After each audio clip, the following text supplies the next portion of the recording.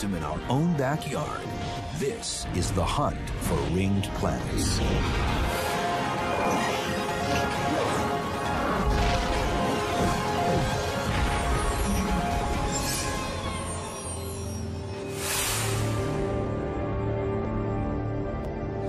This is the sixth planet from the Sun.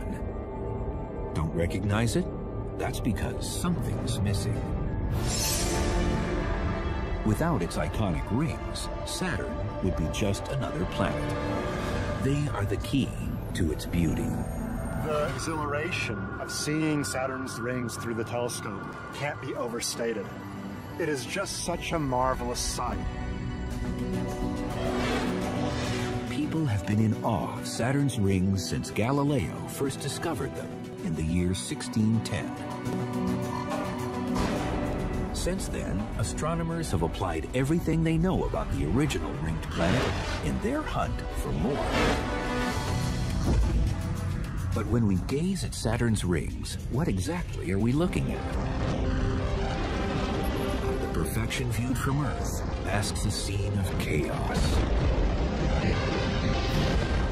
Things are bumping into each other and spattering off of one another, and so it's a very sort of chaotic, icy rubble field, all moving together around Saturn. Over time, ring hunters found not just one ring, but a series of 7 main bands around Saturn's equator. The first really detailed views of Saturn's rings came from the Voyager spacecraft around 1980, and those photographs were truly breathtaking. Each ring is made of trillions of particles, ranging in size from a grain of dust to something as big as a house. They were easy to see since they're the brightest rings in the solar system. They glisten because they are so tightly packed, and because the chunks are highly reflective, being almost 100% ice. If you were positioned below Saturn's rings but a few hundred yards away, you would see this vast expanse of boulders and ice balls, snowballs, and through some parts you could see stars on the other side, but other parts would be so thick that they would be opaque. It would be a wonderful sight. Astronomers named the 7 main rings simply by the letters of the alphabet, but in the order they were discovered. A, B, C, D, E, F, and the last, detected in 1980, G. All told, ring hunters had found a system that sprawled a whopping 180,000 miles in diameter. The rings from edge to edge are almost 2/3 or so as wide as the distance from the Earth to our own moon. So they're quite vast. Yet incredibly, the rings form a single plane that is wafer thin, averaging less than 30 feet. They're very flat. It's like a sheet of paper the size of Central Park. But these beautiful structures are also turbocharged hellions. Their icy particles scream around the planet at up to 53,000 miles per hour. Like speeding cars on a never-ending cosmic racetrack. At these high velocities, the rings spell certain death for anything daring to venture too close. These particles orbit Saturn at 15 times the speed of a rifle bullet. A chunk just 2 inches wide could blast a deadly hole in a spacecraft.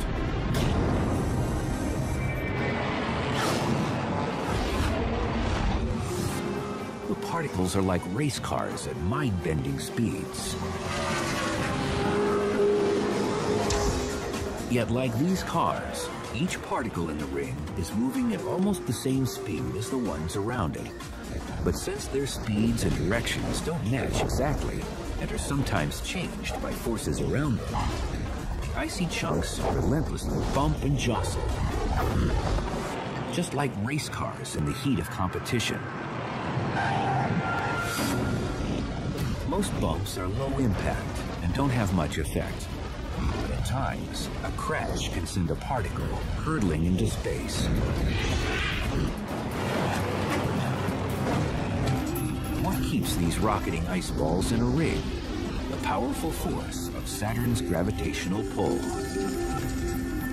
If you suddenly took Saturn's gravity away, then the ring particles would go flying off. in the directions that they were going at the moment that Saturn disappeared. Instead, the gravity of the planet and the velocity of the particles are in perfect balance, so that the particles are eternally falling or curving in towards the planet, but never getting any closer. But Saturn is not the only source of gravity. The particles in the rings have their own, and it is relentlessly trying to pull them into a cluster to form something larger, like a small moon. Every particle is attracted to every other particle, and the more massive ones have a bigger pull, and the closer you are, the more the pull is. But the gravity of the particles works against the gravity of Saturn. It's an eternal war. There's this constant battle, if you like, between the force of gravity trying to pull things together, gravity of the ring particles, and Saturn's gravity trying to tear them apart. Saturn's gravity pulls particles away from each other because of a universal law about the speed of objects in orbit. The closer you are to Saturn, the more quickly you need to move to stay in orbit. If you're not moving really fast, you'll fall into the planet.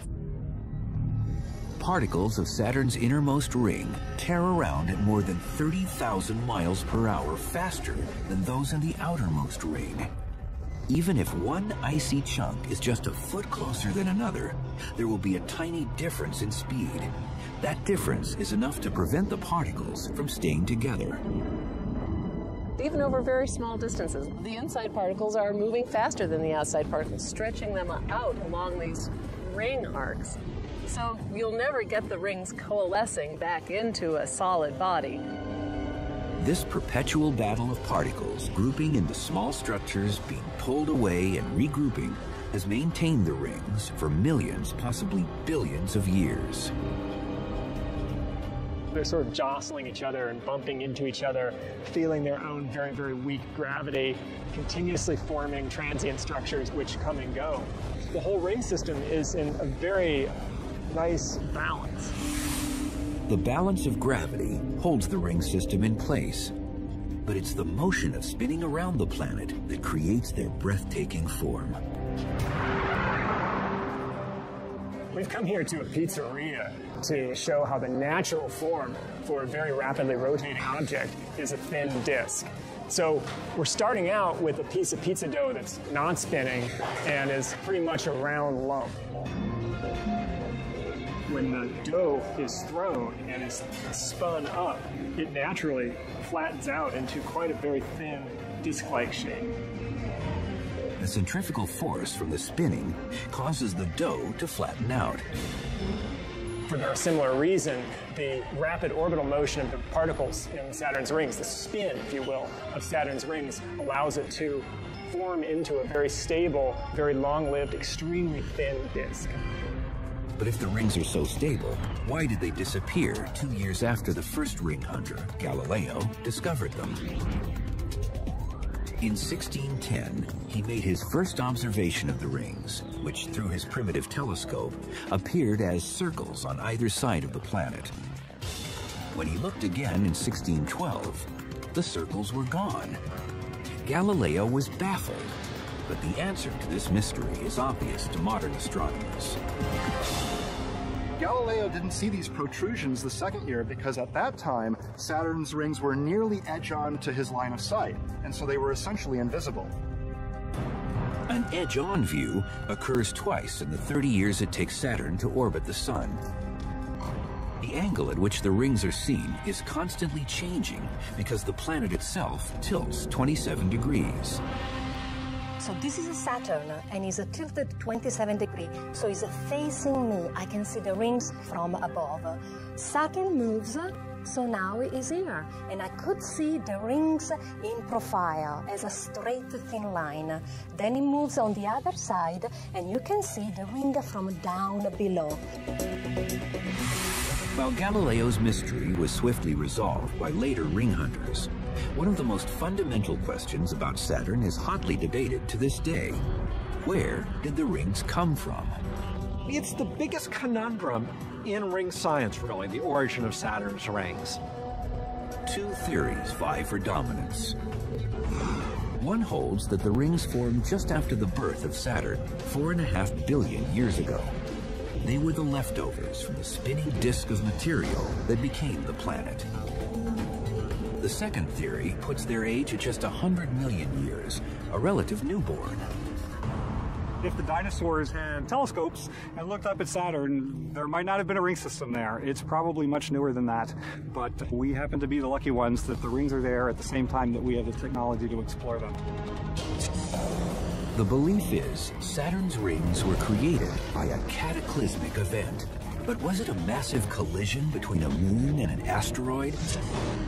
Or an invisible force that ripped a moon into billions of pieces?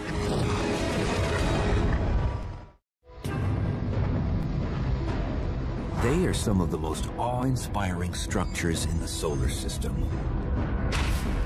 Wider than 22 Earths, while only 30 feet thick. But the biggest mystery facing ring hunters is how Saturn's rings got there. Many believe that the rings were born when one of Saturn's moons was ripped to millions or billions of pieces by a powerful force called tidal effect. Tidal effect is any gravitational interaction where one side is getting tugged on more than the other side. So if I had a big, massive object right here, closer to this shoulder, it would pull more on this shoulder than this one, which is further away, and it could pull me apart. In a black hole where gravity is violently strong, tidal effect could pull apart something as small as a human. If you've heard the phrase spaghettification, the black hole is pulling on your feet more than your head, and it's stretching you out into a long strand of spaghetti. In less extreme places, like our solar system, the impact of tidal effect is only felt by large bodies like planets and moons. Anyone who has gone to the seashore has witnessed the moon's tidal effect on the Earth.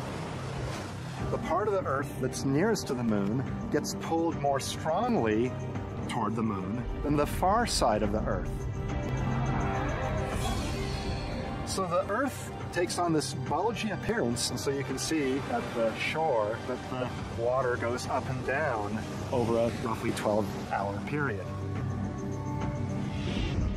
But the moon's tidal effect doesn't only pull the oceans, it pulls the entire planet. Something that's not often recognized is that the rock ball of the planet itself changes shape as well. In fact, Earth's diameter in the direction toward the moon is a foot or two longer than the diameter in the perpendicular direction, because the whole Earth is stretched toward and away from the moon. Planets also have a tidal effect on their moons. In fact, since planets are larger than moons, they have more gravity and create stronger tidal effects. Our moon is made of rock and metals, far too solid to be ripped apart by Earth's tidal effect. But some of Saturn's moons were loose conglomerations of ice, dust, and rock, sometimes called rubble piles. A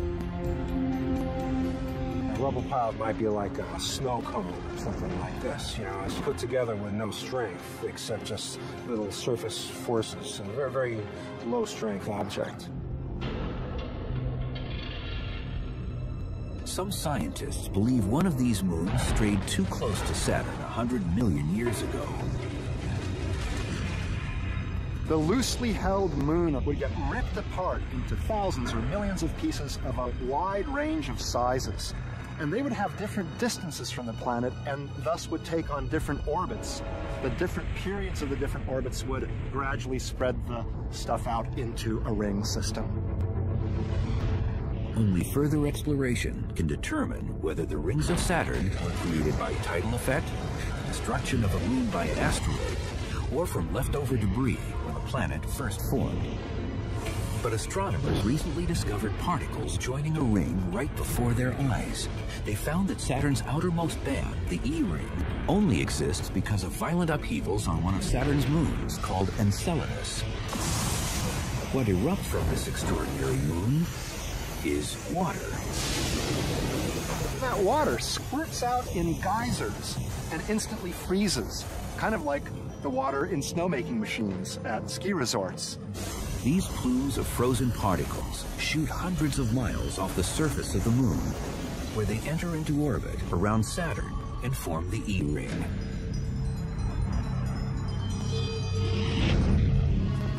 Besides the unexpected thrill of seeing material added to one of Saturn's rings, astronomers discovered another surprise locked within the microscopic particles of the E-ring. In June 2009, scientists found trace elements of chemicals commonly known as salt and baking soda.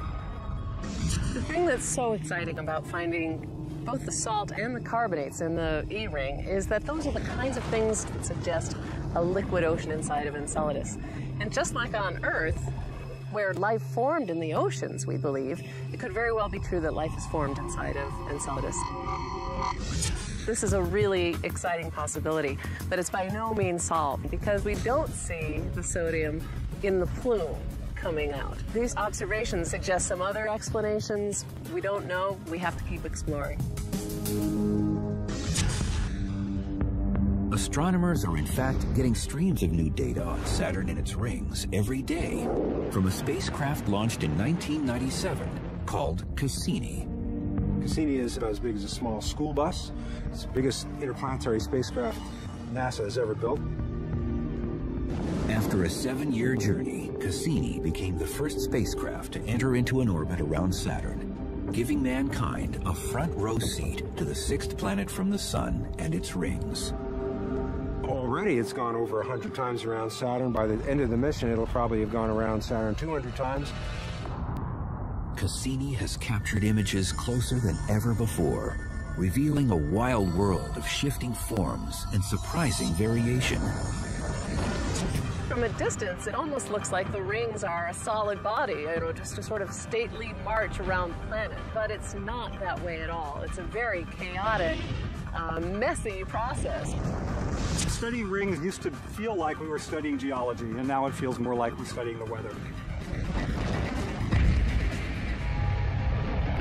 To the astonishment of astronomers, Cassini revealed particles in one ring forming a towering wave.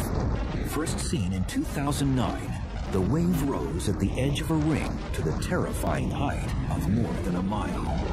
The rings themselves are very thin, only about 30 feet, so it's as though you were on a shallow lake, only 30 feet deep, and then a mile-high wave comes right at you. It's really remarkable. The cause of this planetary surf turned out to be the gravitational effects from a moon just 5 miles wide, named Daphnis.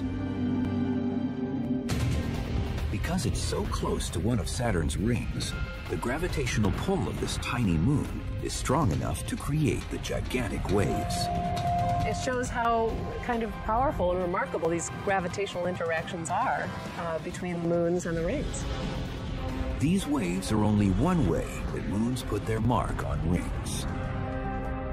They also add to the shapes of the rings so that you get gaps and edges and very clear divisions between the rings. Moons that create these edges and divisions are called shepherd moons.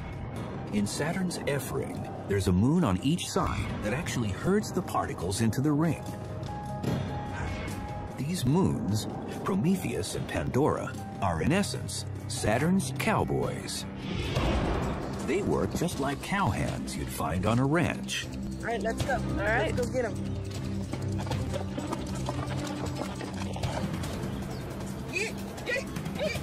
What we're doing here is much like what Saturn's moons do to Saturn's rings.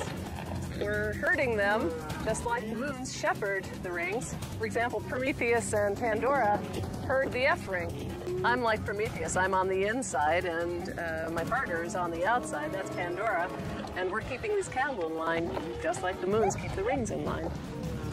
When a moon interacts with a ring particle, it can kick it into a higher orbit further from Saturn, or kick it into a lower orbit closer to the planet. Pandora, being further from Saturn, orbits more slowly than the particles in the ring. If a particle strays out, Pandora's gravity pulls on it. This slows the particle down, causing it to fall back to the ring. On the inside, Prometheus orbits at a higher speed than the ring particles. Its gravity pulls them forward, increasing their energy and causing them to move away from Saturn. The overall effect is that the two moons confine the particles between them, creating a sharply defined ring. The moons play an enormous role, a very fundamental role in the way the rings look and how they got formed. The moons can shepherd the particles in the rings so that you get gaps and edges and very clear divisions between the rings. So the rings are completely dominated by the moons from the beginning to the end. The glittering bands of Saturn sparked a quest for more rings. Yet they were the only known rings for centuries. Ring hunters dreamed of finding others, suspected there were more, and yet could see nothing visible like Saturn's. As the 20th century waned, a small team of astronomers focused a telescope on Uranus in hopes of learning about its atmosphere. They weren't ring hunters at all, and yet their mission led to a shocking revelation, triggering the biggest discovery in rings in more than 300 years. Ever since Galileo discovered Saturn's brilliant rings centuries ago, the quest for more rings was on. Yet hundreds of years rolled by without another discovery, to the enormous frustration of ring hunters. So in 1977, when a small team of researchers staked out the planet Uranus, their sole interest was its atmosphere. On March 10th, the team flew a modified jet to the edge of Earth's atmosphere and trained their telescope on the seventh planet from the Sun. They were waiting for the moment when a distant star would pass behind Uranus. They were measuring the brightness of a star as a function of time as it was going to pass behind the planet. And in this way, you can study the structure of the atmosphere of the planet. But as the star approached Uranus, something strange happened. Before it went behind Uranus, the light actually blinked out several times. Stunned scientists waited to see what would happen when the star reappeared on the other side. And then after emerging from behind Uranus, it blinked out several times as well. The team had discovered something completely unexpected. The dips on one side of the planet were perfectly symmetrical to those on the other. It meant they had found a second planet with rings. That was a surprise and was very exciting to see for the first time.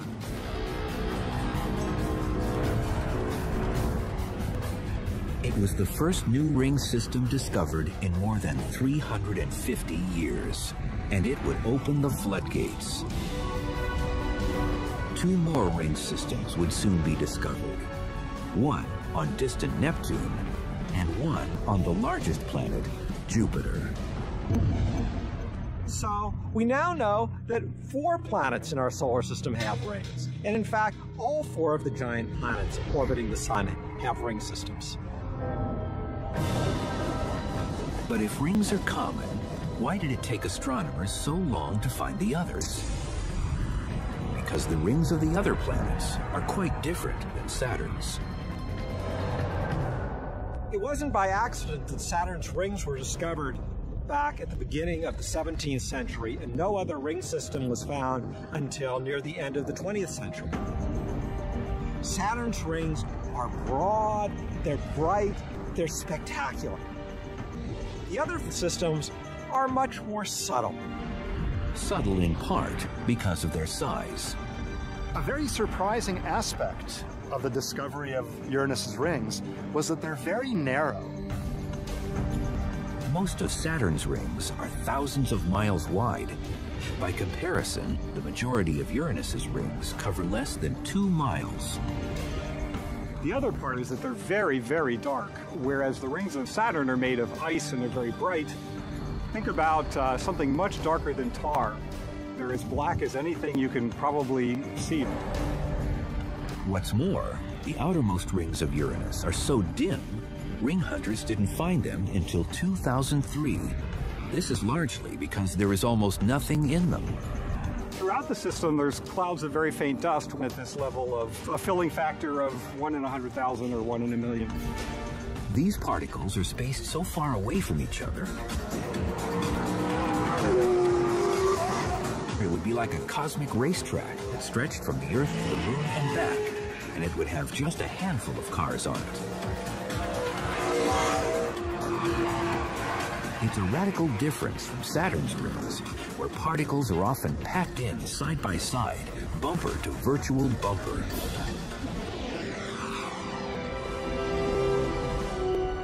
The outer rings of Uranus are extremely sparse, and they are not the faintest. That award goes to the outermost bands around the 5th planet from the Sun. Mighty Jupiter has the most delicate rings of all. So far, astronomers have identified 4 ethereal rings circling the planet: an inner ring, the main ring, and 2 outer rings. Unlike the icy chunks bigger than a car found in Saturn's rings, the particles in the rings of Jupiter are mainly the size of the finest dust. We often refer to these as dust rings, but the better word would be smoke rings. The particles are microns in size. Smoke coming off of a fire is basically microns in size. The rings, like the planet, are mammoth, sprawling nearly 300,000 miles in diameter. Yet incredibly, if you squashed all the particles into a single ball, it would be no wider than a football field, and perhaps as small as the distance of a first down.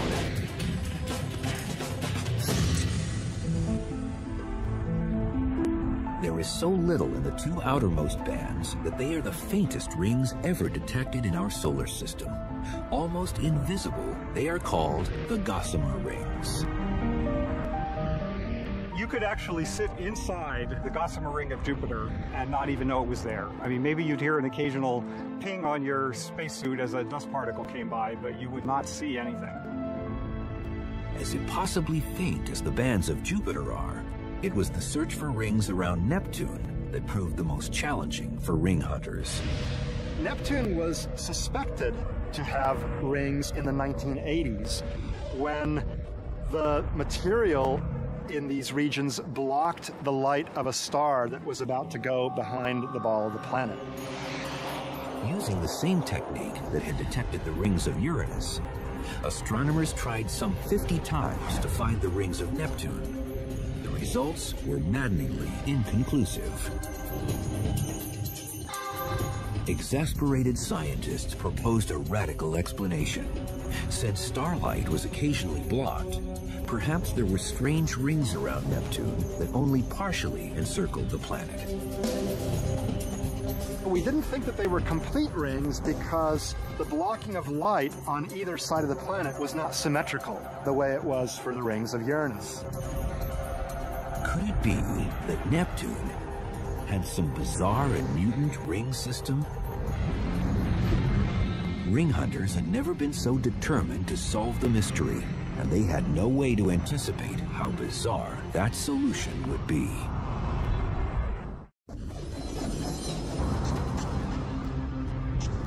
For more than 350 years, the only known rings were the bright and dazzling bands of Saturn.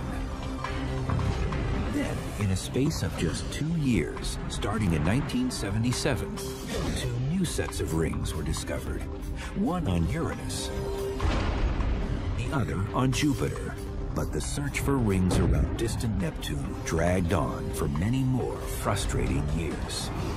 Neptune is very, very far away. It's a great distance from the sun, and therefore there's not much illumination on the ring.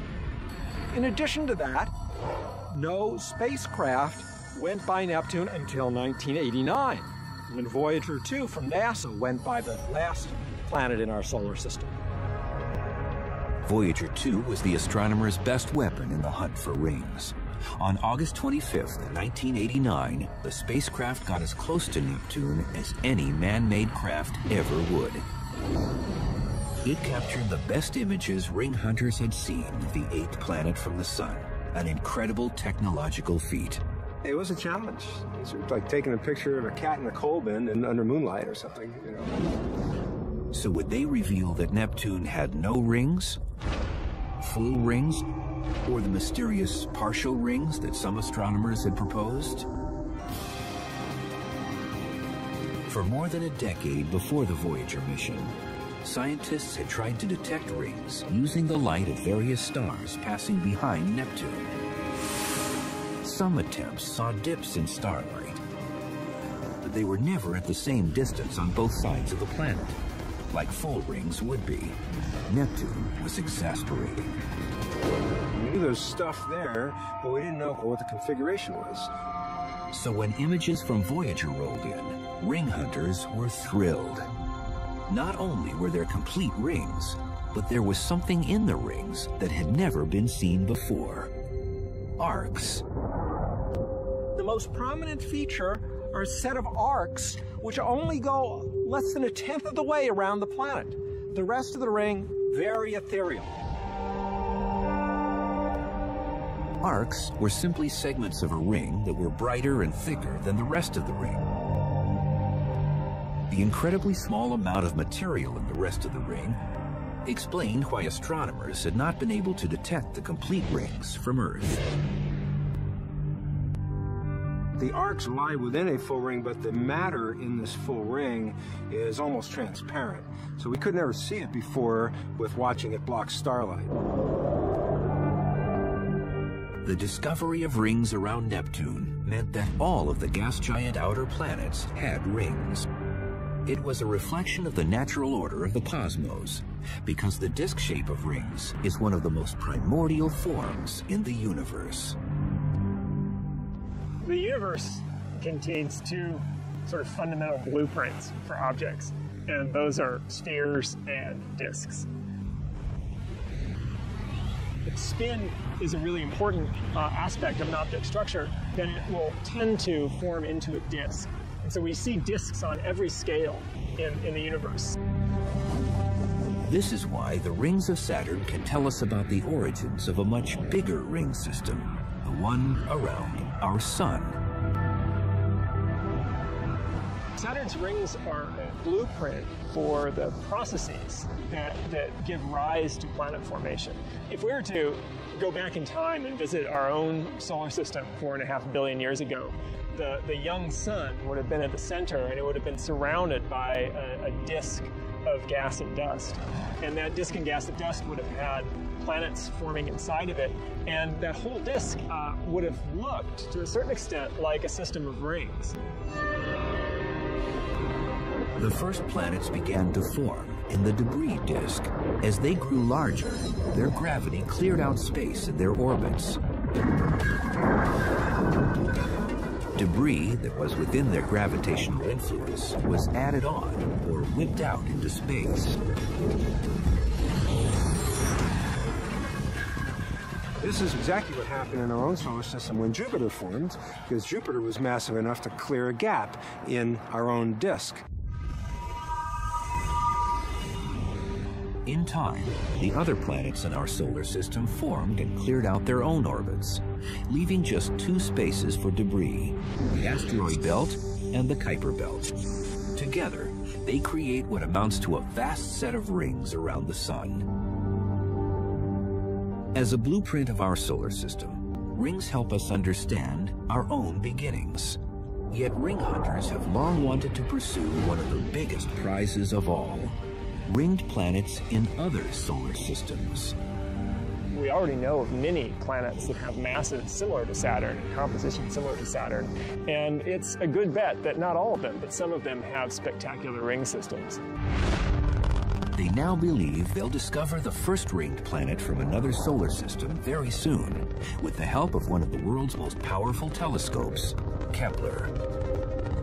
Kepler is able to track about 100,000 stars at a time. It was designed to measure the tiniest changes in starlight, so that it could detect distant planets that pass in front of a star. When that happens, the planet blocks out a little bit of the star's light, and Kepler can detect that dip. If a ringed planet goes in front of a star, then the rings also block out the star's light, and that signal can be measured by Kepler as well. While Kepler gazes deep into the universe, astronomers are also hunting for a new ring within our own solar system. 3, 2, 1, 0.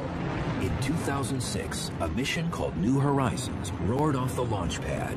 Its 2.7 billion mile journey will take it to the frozen edge of the solar system. If it survives, it will become the first spacecraft to fly past Pluto. Astronomers suspect that the dwarf planet may be the first rocky object found to have rings. Yet there is another ringed planet in our solar system. Its ring is on a collision course with disaster, which could lead to chaos on Earth.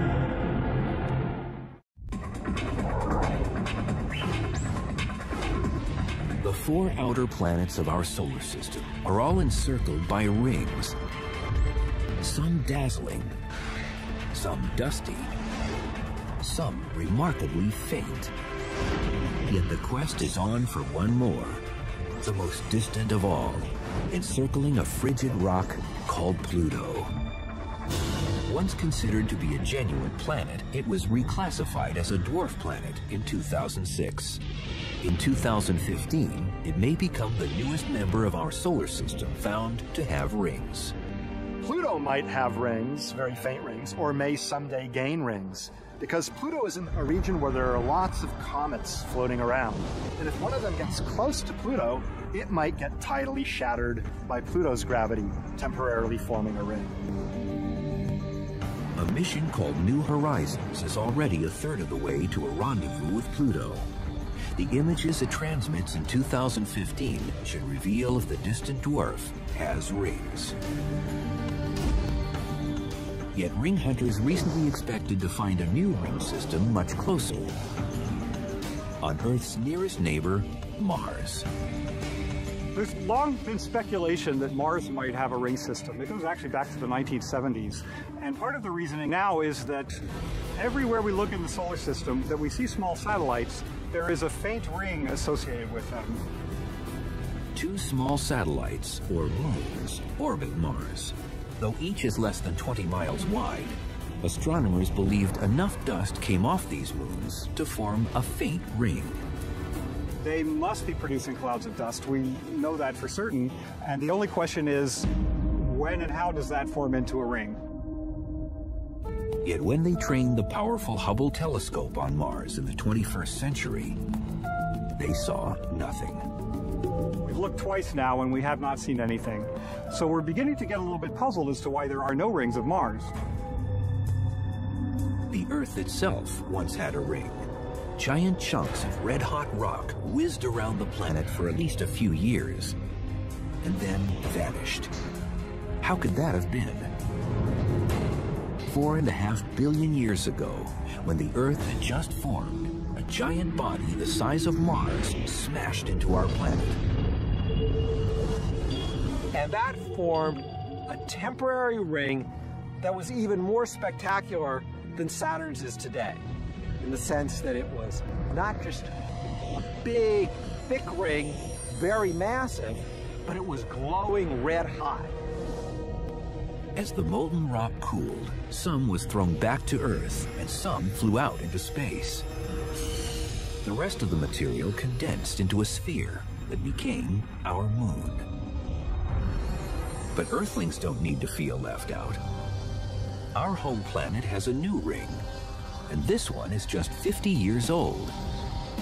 It's not made of dust or icy rock, but metals and silicon. It's a ring of satellites. The Earth has built itself a highly technologically complicated ring of satellites that will last for millions of years. Comprised of some 400 satellites, it's the only known ring created by life in the universe. It hovers 22,000 miles above the Earth's equator in a geosynchronous orbit, where their speed will hold them in exactly the same spot over the planet indefinitely. The geosynchronous satellites are this very special sort of subcategory of satellites, and they form a true ring. around the Earth. And it's a ring in the sense that they are orbiting particles that are continuously falling around the Earth, much the same way as Saturn's ring is gravel-like icy particles that are all falling around Saturn. Earth's ring is a critical component to human communications, but it's heading for disaster. And what we know in ring studies is that if you put enough things in one place and they're going to start colliding. In fact, in February of 2009, 2 satellites in a low Earth orbit did collide. The crash sent shockwaves through governments and the scientific community around the world. We had 2 large satellites and they collided, they blew themselves to smithereens, and we now have maybe 10,000 objects all in orbit around the Earth. Each of those is a bullet, and each of those is moving perhaps at 10 miles per second, and any one of those has the capacity to take out another satellite should another collision occur. Each new satellite in the geosynchronous orbit is like adding a race car to the track. Every one increases the danger of a collision. If 2 collide, the flying debris could destroy the entire ring, throwing communications on Earth into chaos.